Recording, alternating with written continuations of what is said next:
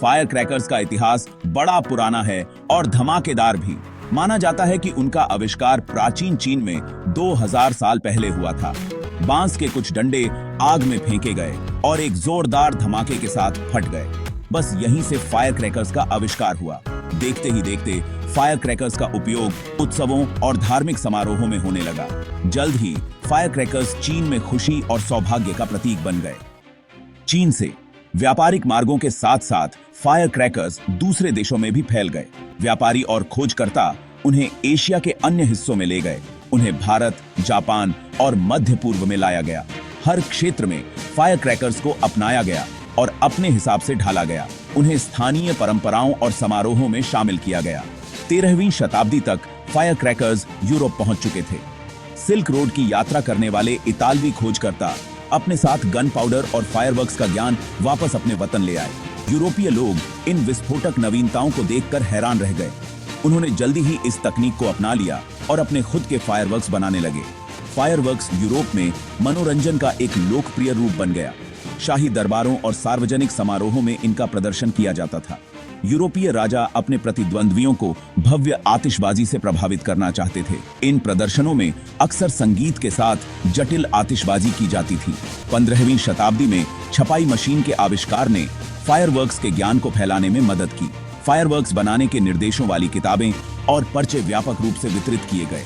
इससे नई तकनीकों और नवाचारों का विकास हुआ। फायरवर्क्स और भी परिष्कृत और शानदार होते गए।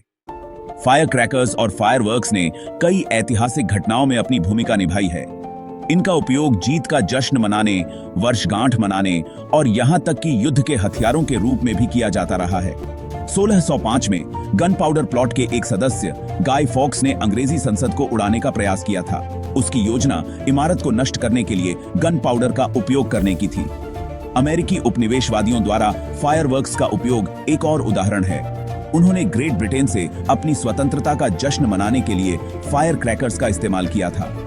4 जुलाई को फायरवर्क्स चलाने की परंपरा आज भी जारी है। यह अमेरिकी गौरव और देशभक्ति का प्रतीक है। 19वीं शताब्दी के दौरान फायरवर्क्स की तकनीक में तेजी से प्रगति हुई। नए रासायनिक यौगिकों की खोज की गई, जिससे रंगों और प्रभावों की एक विस्तृत श्रृंखला तैयार हुई। फायरवर्क्स के प्रदर्शन और भी चमकदार और विस्तृत हो गए। तारतम्यपूर्ण आतिशबाजी वाले बड़े पैमाने पर होने वाले कार्यक्रमों ने भारी भीड़ को आकर्षित किया। वे दुनिया के मेलों और अन्य प्रमुख आयोजनों का एक महत्वपूर्ण हिस्सा बन गए। फायर क्रैकर्स ने आधुनिक रॉकेट विज्ञान के विकास में भी भूमिका निभाई। शुरुआती रॉकेट वैज्ञानिकों ने फायरवर्क प्रणोदन के सिद्धांतों का अध्ययन किया। उन्होंने इस ज्ञान का उपयोग पहले रॉकेट को डिजाइन और निर्माण करने के लिए किया। इन शुरुआती प्रयोगों ने अंतरिक्ष अन्वेषण का मार्ग प्रशस्त किया।